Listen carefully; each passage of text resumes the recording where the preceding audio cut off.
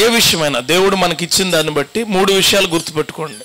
ఒకటి, ఆలోచించాలి. దేవుడు ఇచ్చిన దాన్ని బట్టి ఆలోచించాలి. 2, ఆలోచించి దేవుడికి థ్యాంక్స్ చెప్పాలా, దేవుడు అంటే కృతజ్ఞతలు చెప్పాలా. 3వది, మాట్లాడాలా, దేవుడికి స్తోత్రం కలుగునుగాక. ఈ 3 విషయాలు మన జీవితాల్లో ఉంటే, బైబిల్ నుంచి చెప్తాను, ఉంటే దేవుడు నీకంట గొప్పగా ఎవరిని చూడ్డో, నిన్నే గొప్పగా చూస్తాడో. ఈరోజు వివాన్ విషయంలో కూడా వాళ్ళ కుటుంబానికి జరిగింది అదే ఉండొచ్చు. అంటే వారి ఆలోచన యావత్తు సఫలపరిచి దేవుడు వాళ్ళకు ఆలోచించే విధానాలను ఇచ్చాడు. ఆ ఆలోచన బట్టి, ఇచ్చిన బిడ్డను బట్టి వీరు దేవుడికి కృతజ్ఞతాస్తుతులు చెప్పాలి. ఈ 4వ ఫిలిప్పీయులకు రాసిన పత్రిక 4వ అధ్యాయంలో 7-8 వచనాలు ఉంటాయి, చూడండి ఒకసారి. అప్పుడు సమస్త జ్ఞానమునకు మించిన దేవుని సమాధానము యేసుక్రీస్తు వలన మీ హృదయములకును మీ తలంపులకును కావలి ఉండును. చాలు. అంటే ఎప్పుడట, ఏ బహుమానమైతే దేవుడు నీకు ఇస్తాడో, ఏ బహుమానపు క్రియల్లో నువ్వు ఉంటావో, ఆ బహుమానాన్ని బట్టి యేసుక్రీస్తు వారి వలన, ఎవరి వలన? Yes, only because of God. Vivaan అనే వ్యక్తి యొక్క బర్త్డే ఈరోజు బికాజ్ ఆఫ్, అంటే దేవుడి వలన మాత్రమే. మన జీవితాల్లో ఏం జరిగినా అది దేవుడి వలన మాత్రమే. వివాన్ అనే వ్యక్తి లేరనుకోండి, పుట్టలేదు, హలో హాయ్ అంకుల్ అని రాస్తారా? మీరు అందరూ రండి భోజనాలు కానీ రాస్తారా? మీరు మామూలుగా మీ ఇంటి దగ్గర ఏది జరగకుండా ఏమన్నా అందరూ వచ్చేయండి భోజనాలు కంటే ఎవరు రారు. వస్తారా? ఎవరు రారు. ఎందుకు రారు అంటే, అక్కడ ఏమీ లేకుండా వచ్చి ఏం చేస్తారు? ఈరోజు మీరు ఏమీ లేకపోతే వస్తారా? రారు, రాలేరు. అందుకే అంటున్నాడు, ఏమీ లేని క్రియలను ఏదో ఉండేలా చేసేదే యేసుక్రీస్తు. గుర్తుపెట్టుకోండి, ఆలోచించాలి మనం. మన జీవితాల్లో నా జీవితం ఏమీ లేదు, నాకు ఏమీ కాదు, నేను ఏమీ కాలేను అన్నప్పుడు యేసుక్రీస్తు వలన మాత్రమే నీకు జరుగును. Just think your self. దేవుడు నీ జీవితంలో ఆలోచించే క్రియలు ఇచ్చాడు. ఆ ఆలోచనలు చాలా గొప్పవి. ఆ ఆలోచనే యేసుక్రీస్తు అయి ఉండాలి అంటాడు చూడండి, మీ హృదయములు మీ తలంపులను ఎవరు కావాలి కాస్తారు? దేవుడే. నువ్వు ఏదైతే దేవుడిని అడుగుతున్నావో అది సెక్యూర్గా కాచి కాపాడుతాడు. ముందుగా నీకు కోరిక ఉండాలా, ఎవరిపైన? దేవుడి పైన ఒక కోరిక ఉండాలా. ఇప్పుడు ఇక్కడ దేవుణ్ణి తెలియని వాళ్ళు కూడా వస్తారు ఖచ్చితంగా. వారికి కూడా చెప్తున్నాను, మన కోరిక ఏదైతే ఉందో అది సిద్ధింప చేసే వాళ్ళు ఒకరు ఉన్నారో. అది నువ్వు కాదు, నీ తల్లిదండ్రులు కాదు, నీ బంధువులు కాదు, నీకు ఇచ్చేవారు కాదు, ఈ లోకాన్ని సృష్టించిన దేవుడు. అందు నిమిత్తము నువ్వు ఆయన కొరకు నువ్వు ఆలోచన చేయాలి అంటాడు. నీ కోరికను సిద్ధింపచేసి నీ ఆలోచనను యావత్తును సఫలపరచును. అంటే ఇక్కడ నీ కోరిక, ప్రతి ఒక్కడికే కోరికలు ఉంటాయి, బోల్డ్ కోరికలు ఉంటాయి. మనకి ఉండవా? చాలా ఉంటాయి కోరికలు మీకు, చాలా. అసలు అంట ఒక ఆయన అంటాడు, కోరికలకి ఏం లేవట, కళ్ళాలు లేవట. కళ్ళాలు లేని గుర్రం అవుదా? మన కోరికలు కూడా అంతే. అసలు అన్బౌండెడ్, అసలు అనంతమైన కోరికలు ఉంటాయి. దేవుడు అంటాడు, నీ కోరిక ఏదైనా సరే, ఎలాంటిదైనా సరే, భలే ఉంటుంది మాట, నీ కోరిక ఎలాంటిదైనా సరే ఆ కోరికను సిద్ధింపచేసి, అంటే బౌండ్ చేసి, నీకు ఎలాంటి కోరిక, ఏ కోరిక ఉన్నా సరే అదంతా కూడా నేను బౌండ్ చేస్తా.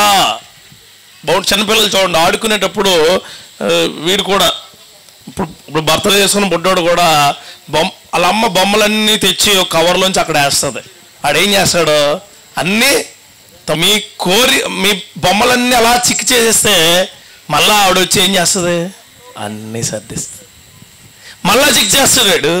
మళ్ళా మన జీవితాల్లో మన కోరికలు ఎలాంటివైనా సరే దేవుడు అలా తీసుకొచ్చి నీకు ఇస్తాడు. గుర్తుపెట్టుకో, ఆలోచన చేయండి. దేవుడి క్రియలు చాలా గొప్పవి. ఆయన అంటాడు, ఒక్కసారి ఆలోచన చేస్తే నిన్ను పుట్టించిన విధానాన్ని బట్టి నీకే భయం కలుగుతుంది. దేవుడు మనల్ని పుట్టించిన విధానం చాలా గొప్పదండి, చాలా గొప్పది. ఈ ప్రపంచంలో ఏది కూడా అలా జరగదు. మనిషిని యొక్క పుట్టుక, మనిషి యొక్క నిర్మాణం, మనిషి యొక్క శక్తి దేవుడు మాత్రమే ఇచ్చి ఉన్నాడు. ఈ క్రియలు నువ్వు ఖచ్చితంగా తెలుసుకోవాలి. ఈరోజు నీకు చెప్తూ ఉన్నాను, ఈ యొక్క బర్త్డేకి కానీ బర్త్డే జరుపుకుంటున్న ఈ యొక్క బిడ్డకు, వారి తల్లిదండ్రులకు అందరికీ కూడా think your self about God, think your self. దేవుడి విషయంలో ఆలోచన చేయండి. దేవుడు నీ కార్యాలను, నీ క్రియలను చాలా గొప్పగా ఉంచుతూ ఉన్నాడు. దేవుడి విషయంలో ఖచ్చితమైన ఆలోచనలు చేయాలి. ఎప్పుడైతే దేవుడి విషయంలో నువ్వు ఆలోచనలు చేస్తావో ఆ కోరిక మొత్తము సిద్ధింపచేసి నీ కోరికను సఫలపరుస్తాడు ఆయన, నీ ఆలోచన సఫలపరుస్తాడు ఆయన. గుర్తుపెట్టుకో, నాకు ఏదో రావాలండి, ఏదో రావాలండి, ఏదో రావాలండి, ఏదో రావాలని నీకు ఉంది. ఏదో ఇచ్చేవాడు ఒకడు ఉండాలిగా, ఆయన యేసుక్రీస్తు. ఆయన మాత్రమే యేసుక్రీస్తు. మన జీవితంలో మరేదో రావాలి అని నువ్వు అనుకుంటూ ఉంటే మరేదో ఇచ్చేవాడు ఒకడున్నాడు. ఆయన లోక రక్షకుడు, నిజ రక్షకుడు నజరేయుడైన క్రీస్తు. ఆయనలో పాపం లేదు, ఆయనలో భేదం లేదు, ఆయన అసూయ లేదు, ఆయనలో స్వార్థం లేదు. ఆయన ఎల్లకాలము నిన్న నేడు రేపు ఏకరీతిగా ఉంటాడు. ఆయనే నజరేయుడైన క్రీస్తు. ఆ క్రీస్తు కొరకు మనం ఆలోచన చేయాలి. అందుకంటున్నాడు ఆయన. ఏమంటాడంటే ఈయన తర్వాత అంటాడు చూడండి 8వ వచనంలో, మెట్టుకు సహోదరులారా, ఏ యోగ్యతనైనను మెప్పైనను ఉండి ఎడలా ఏవి సత్యమైనవో, ఏవి మాన్యమైనవో, ఏవి న్యాయమైనవో, ఏవి పవిత్రమైనవో, ఏవి రమ్యమైనవో, ఏవి ఖ్యాతి గలవో వాటి మీద ధ్యాస ఉంచుకొనుడి. ఈ వివాహాన్ని పెంచే విషయంలో కూడా ఈ తల్లిదండ్రులు చాలా జాగ్రత్తగా చూసుకోవాలన్నీ. ఏవి మంచివి, ఏవి చెడ్డవి, ఏవి ఇబ్బంది అయినవి, ఏవి మనకి ఇబ్బంది లేకుండా ఉండేవి. పిల్లలు పెంచేటప్పుడు అండి గర్భఫలం వచ్చే వరకు ఇంకా రాలేదంటని చూస్తారు. వచ్చిన తర్వాత అమ్మాయి వచ్చింది అనుకుంటారు. పుట్టేసిన తర్వాత అమ్మాయి పుట్టేశాడు. తర్వాత అసలు దేవుడు ఏంటో తెలుసా నీకు పరీక్ష? గర్భఫలం ఇవ్వటం పరీక్ష కాదు, గర్భఫలం ఇచ్చిన తర్వాత నువ్వు పెంచడం పరీక్ష. హల్లెలూయా. బిడ్డల్ని నువ్వు పెంచే విధానంలో చెబుతున్నాడు మరలా ఆయన. ఏమనంటే చూడండి, ఏ యోగ్యత అయినను, యోగ్యత అంటే ఏంటి? యోగ్యత అంటే ఏంటి? యోగ్యత అంటే ఆ బహుమానం నీకు ఇచ్చారు కదా, దానికి నీకు సూట్ అవుతుందో లేదో చూసుకోమంటున్నాడు ఆయన. ఆ బహుమానం నీకు చీర పెడతారు ఎవరైనా ఫంక్షన్కి వెళ్తే, కుదరలేదు నాకు ఇది, నా కలర్కి ఇది సెట్ అవ్వట్లేదు. యోగ్యత అంటే అది. యోగ్యత అంటే ఆయన ఇచ్చిన బహుమానం నీకు సమానంగా ఉండాలి, సరితూగాలి. వివాహం అనే బిడ్డను ఈ కుటుంబానికి ఇచ్చాడు. ఆ కుటుంబానికి సరితూగాలి అంటే వాడిని పెంచే విధానం వారికి ఖచ్చితంగా తెలియాలి. అది యోగ్యత. తర్వాత అంటాడు చూడండి, ఏమంటాడు? మెప్పు. నీకు ఇప్పుడు విజయ్ గారికి బేబీ గారికి వెళ్ళనా, విజయ్ అండ్ బేబీ గారు వీళ్ళిద్దరికి చాలా మెప్పులు ఉంటాయి. విజయ్ గారికి వాళ్ళ ఇంట్లో ఉంటుంది, బేబీ గారికి వాళ్ళ ఇంట్లో ఉంటుంది, వీళ్ళిద్దరికి కంబైన్డ్ కూడా ఉంటుంది. వీళ్ళిద్దరికీ అత్యంత సంతోషమైంది ఏంటో తెలుసా? బిడ్డ బాగుంటే మెప్పుగా ఉంటుంది. ఆమెన్. బిడ్డ ఎలా ఉండాలా? అది బిడ్డ బాగుండాలి. బాగుండమంటే బిడ్డ బూరుల్లో బొగ్గలు ఉబ్బిపోయి ఉండడం కాదు. చాలామంది అంటారు యాక్చువల్గా బిడ్డ బాగుండడం అంటే బాగా చదువుకోవడం, బిడ్డ బాగుండడం అంటే బాగా మాట్లాడడం, బిడ్డ బాగుండడం అంటే ఆరోగ్యంగా ఉండడం, బిడ్డ బాగుండడం అంటే తల్లిదండ్రులకు విధేయత కలిగి దేవుడికి విధేయత కలిగి జీవించటం. అదే మెప్పు. ఆ మెప్పును బట్టి దేవుడు నీ క్రియలను సఫలపరుస్తాడు. ఇంకో మాట అంటాడు చూడండి, ఏవి సత్యమైనవో, ఏవి మాన్యమైనవో. ఈ పిల్లడు మాట్లాడిన వెంటనే పిల్లలకంటే ఏం తెలియదు, పిల్లలకి ఏం తెలియదు. తెలియనప్పుడు ఏం మాట్లాడినా గొప్ప అనుకుంటారు వాళ్ళు. కొన్నిసార్లు పెద్దోళ్ళ దగ్గర మాట్లాడినప్పుడు అప్పుడప్పుడు వచ్చే అత్యంత సులభంగా వచ్చే బూతులు ఉంటాయి. అవి పిల్లలకి ఏం చేస్తారు? వీళ్ళు అలవాటు చేస్తారు. అవి సత్యం కాదు అని నీ బిడ్డలకు నువ్వు తెలియచేయాలి, ఆలోచించాలి. నేను చెప్పినవన్నీ పాటించమని చెప్పట్లే, ఆలోచించమని చెప్తున్నాను. పాటించేవి చెప్తాను, ఆలోచించేవి. సత్యం ఏంటో నీ బిడ్డలకు చెప్పాలి. ఎప్పుడైతే సత్యం నీ బిడ్డలకు చెప్పారో అప్పుడు సత్యవంతమైన దేవుడి కృప నీ బిడ్డలకు ఉంటుంది. నువ్వు సత్యము నీ బిడ్డలకు చెప్పకపోతే సత్యవంతమైన దేవుణ్ణి ఆరాధించే కృప వాళ్ళకి ఉండదు, దొరకదు. ఎందుకు చెప్తున్నాను? అరే నేను లేనని చెప్పండి అని చెప్తారు. ఎవరికి?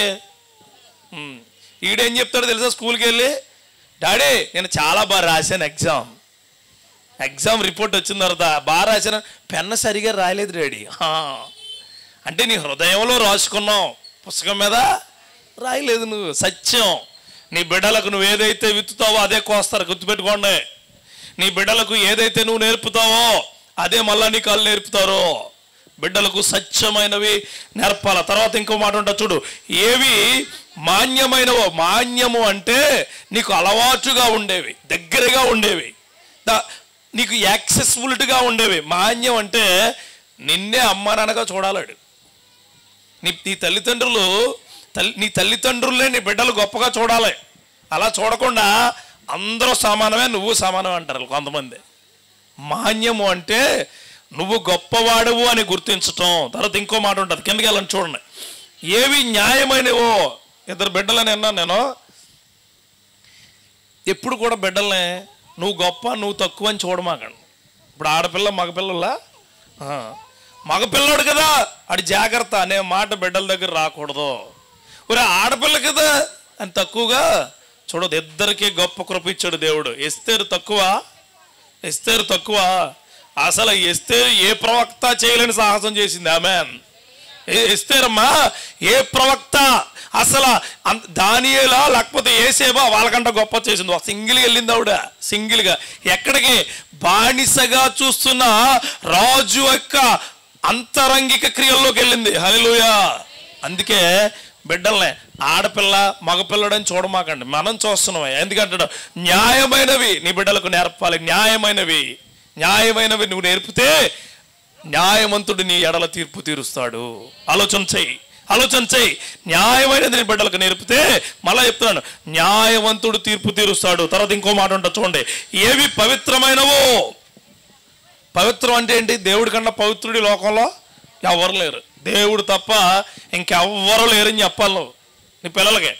కానీ నువ్వు అలా చెప్పగా, రే అమ్మమ్మ చాలా మంచిది, తాతయ్య చాలా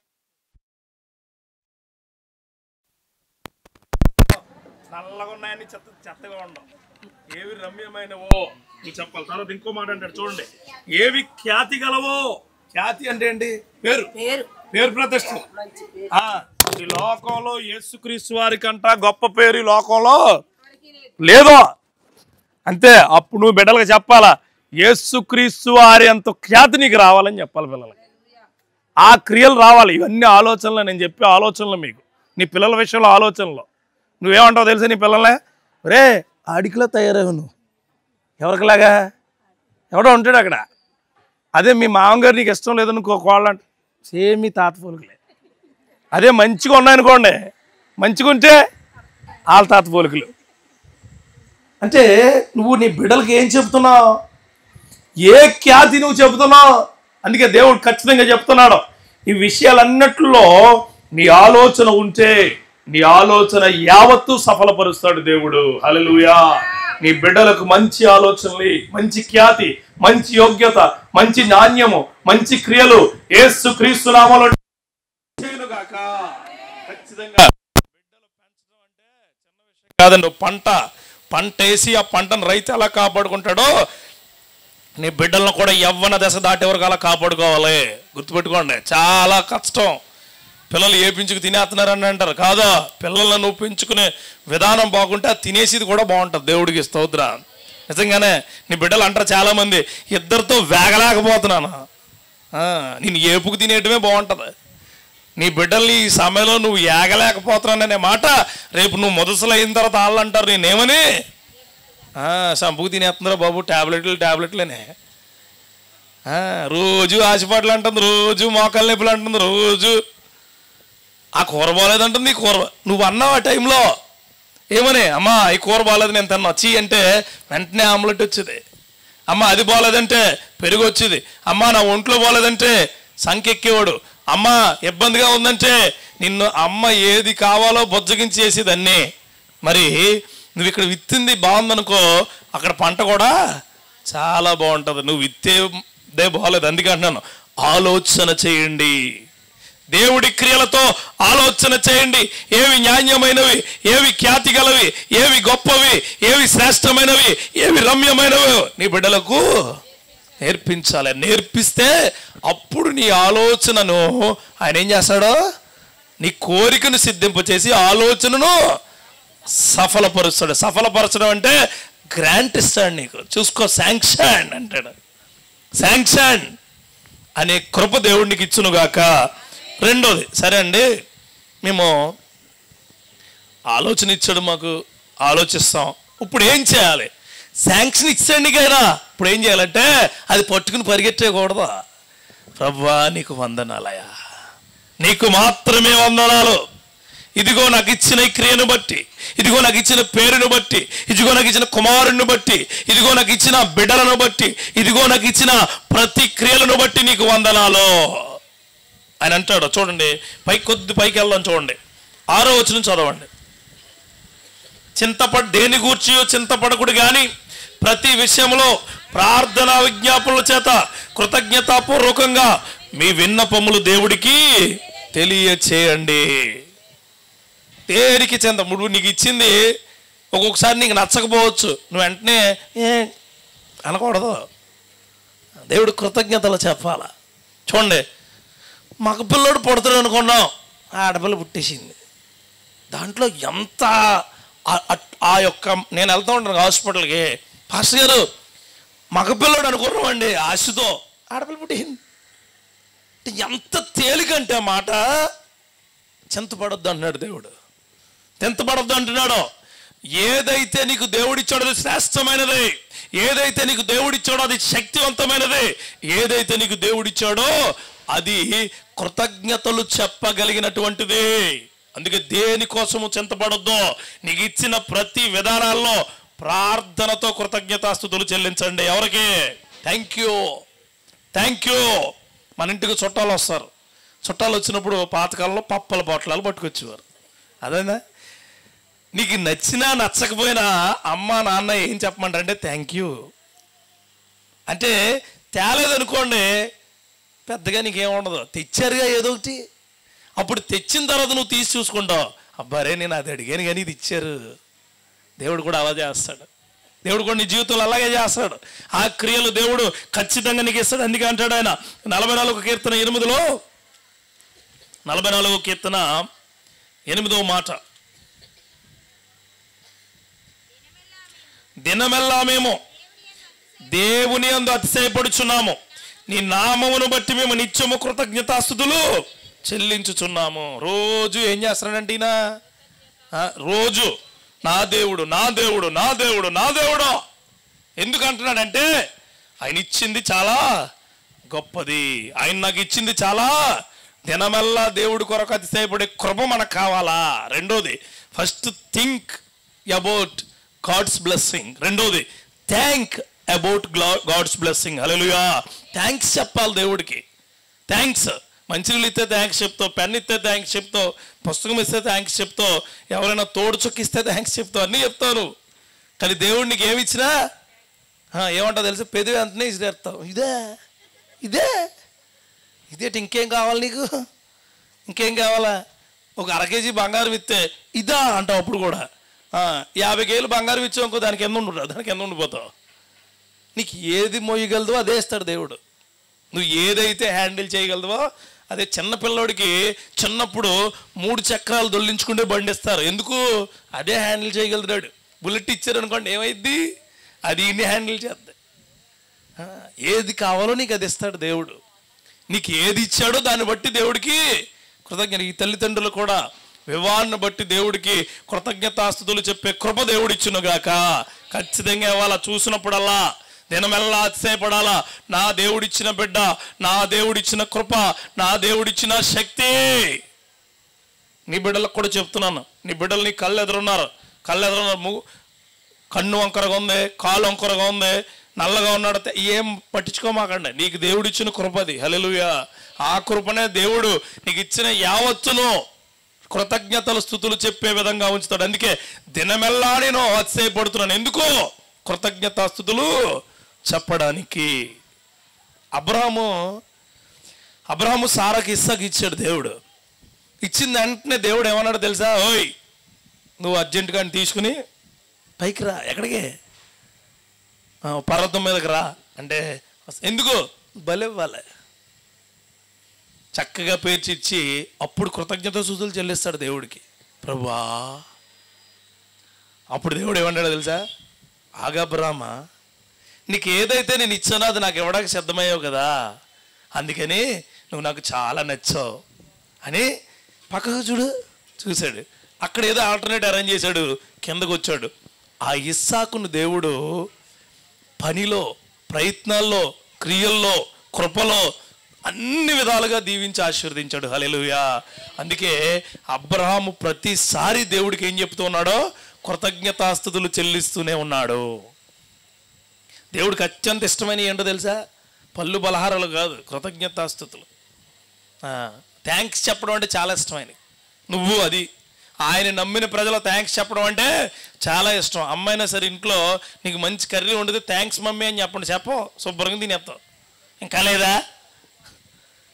మళ్ళీ ఏంటి, తినేసిన తర్వాత కొద్దిగా ఉప్పు ఎక్కిస్తే బాగుంటుంది, నోట్లో వేసేయాల, తినేసాక నోట్లో వేస్తే బాగుంటుంది. కృతజ్ఞతాస్తుతులు. పాస్టర్ గారు కూడా వాక్యం చెప్తారు చర్చిలో, చెప్పిన తర్వాత చిన్న మెసేజ్ పెట్టండి అయ్యగారు.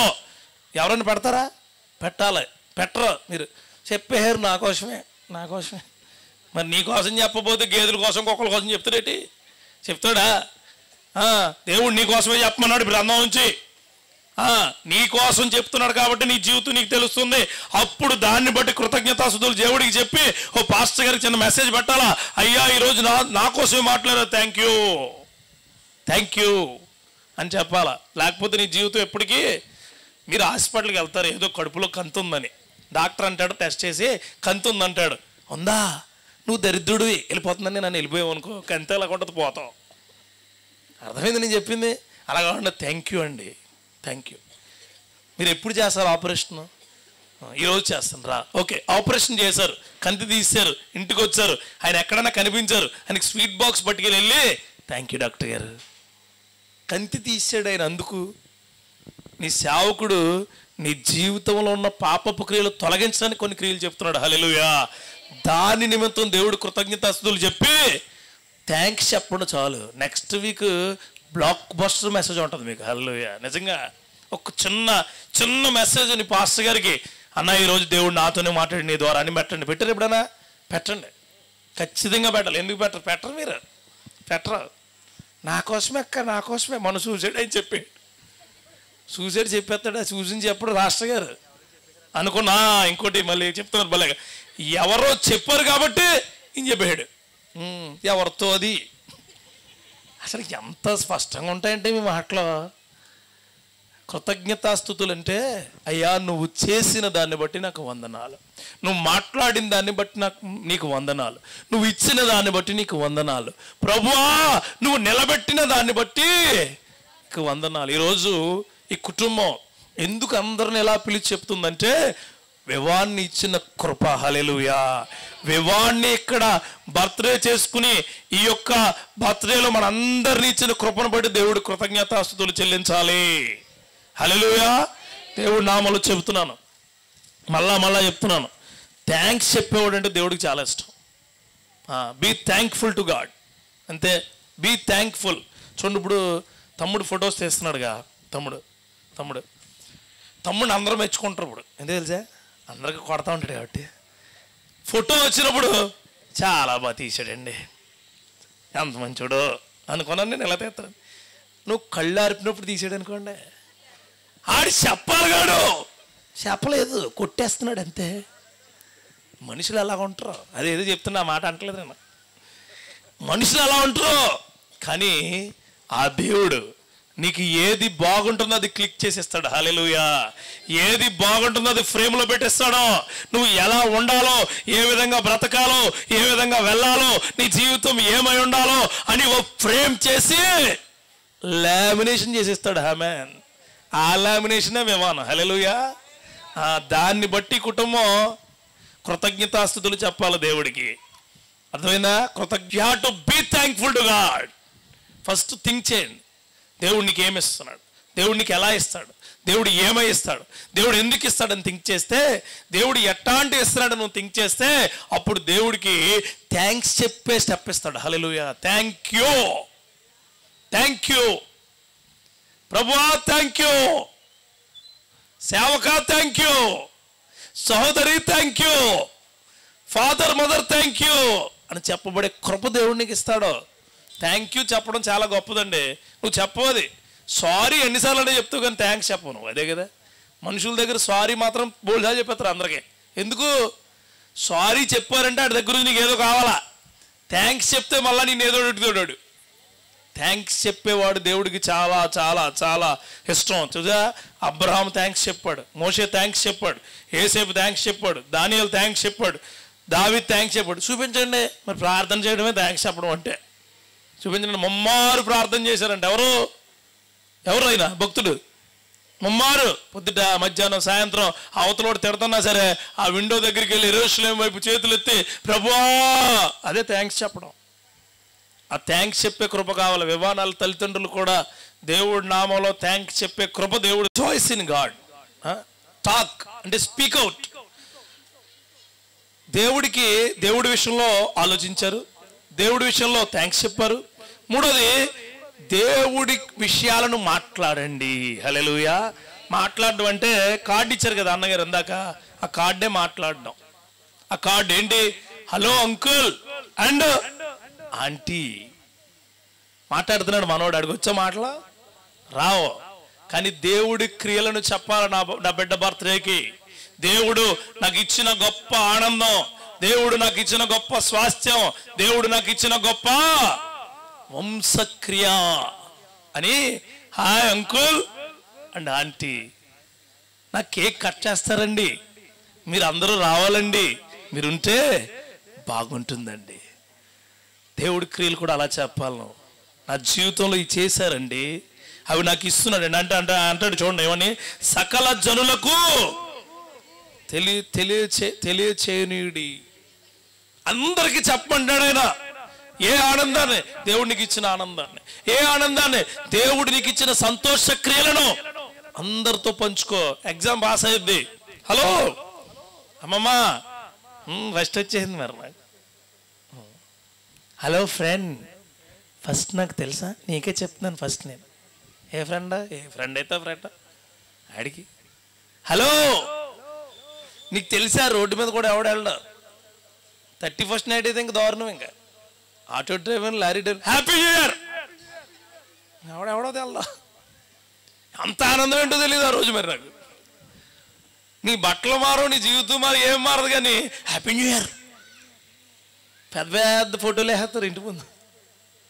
Happy new year, welcome, good bye. దేవుడు నీకు అదే చెప్తున్నాడు. నీకు వచ్చిన ప్రతి ఆనందం ఏంటంటే ఆయన ఇచ్చిన క్రియే. హల్లెలూయా. వివాహం అనే క్రియ ఆ కుటుంబానికి దేవుడు ఇచ్చాడు. మరలా చెప్తున్నాను, ఆ కుటుంబం ఆనందించాలి.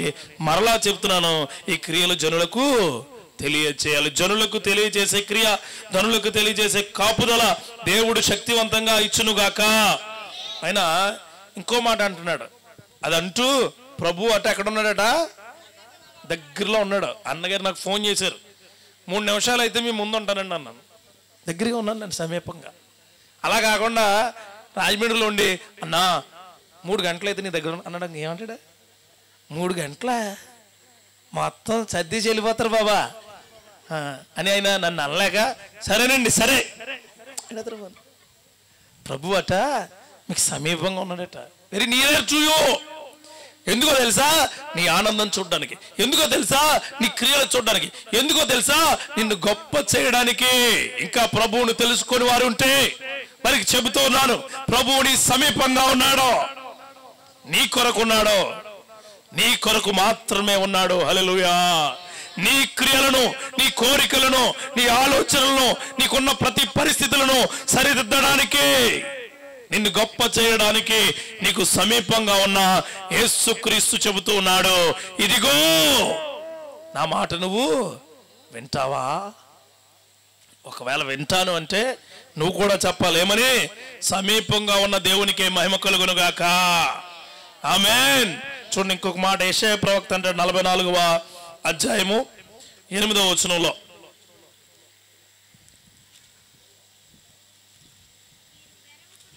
మీరు వెరవకుడి, భయపడకుడి. పూర్వకాలం నుండి నేను మీకు ఆ సంగతి వినిపించి తెలియచేయలేదా? మీరే నా సాక్షులు. హల్లెలూయా. అదే చెప్తున్నాను, మీరే నా సాక్షులు. నేను తప్ప వేరొక దేవుడున్నాడా? చదువమ్మా, చదువు. నేను తప్ప ఆశ్రయదుర్గం ఏది లేదు, ఉన్నట్టు నేను ఎరుగను. హల్లెలూయా. ఆయన తప్ప ఇంకొక వ్యక్తి నీ జీవితంలో లేరు, నీ జీవితంలో ఉండరు. హల్లెలూయా. ఆయన అంటున్నాడు, పూర్వకాలం నుంచి నేనే ఉన్నాను, నువ్వు గుర్తెట్టుకో. దానికి సాక్షి ఎవరో తెలుసా? నువ్వే అని. నేను సాక్షి ఏంటి అనొచ్చు నువ్వు, తెలుసా? నేల మంటితో నిన్ను తయారు చేసి నువ్వు పీల్చే గాలిని ఊదింది ఆయన. దేవుడికి స్తోత్రం కలుగును గాక. నేల మంటితో నిన్ను తయారు చేసే నువ్వు పీల్చే వాయువుని చేవవాయువుగా ఊదాడు ఆయన. దేవుడికి స్తోత్రం కలుగును గాక. అంత గొప్ప దేవుడు ఆయన, అంత గొప్ప దేవుడు. ఎందుకు చెప్తున్నానంటే, ఆకాశం కలుగునుగాక, భూమి కలుగునుగాక, పక్షులు కలుగునుగాక, సముద్రాలు కలుగునుగాక, వాటి వాటి పేర్ల చొప్పున అన్ని కలుగునుగాక. మనిషిని కలుగునుగాక అనలేదు, తన స్వరూపమందు నిర్మించాడు. తన కళ్ళు ఎలా ఉండాలి, ముక్కు ఎలా ఉండాలి, నోరు ఎలా ఉండాలి, ఇతర అవయవాలు ఎలా ఉండాలి, అతను ఎలా ఉండాలో అన్నిటికీ కూడా అన్ని నిర్ణయించి తన స్వరూపమందు దేవుడు తయారు చేశాడు. అందుకే చెప్తున్నాడు ఆయన, మీ ఆనందానికి మీరే సాక్షి, దానికి నేనే సాక్షిని. హల్లెలూయా. అందుకే దేవుడు నామలో చెబుతున్నాను. చివరిగా లాస్ట్ మీకు చెప్పే మాట ఏంటంటే, you have to talk towards the people for the God. Hallelujah.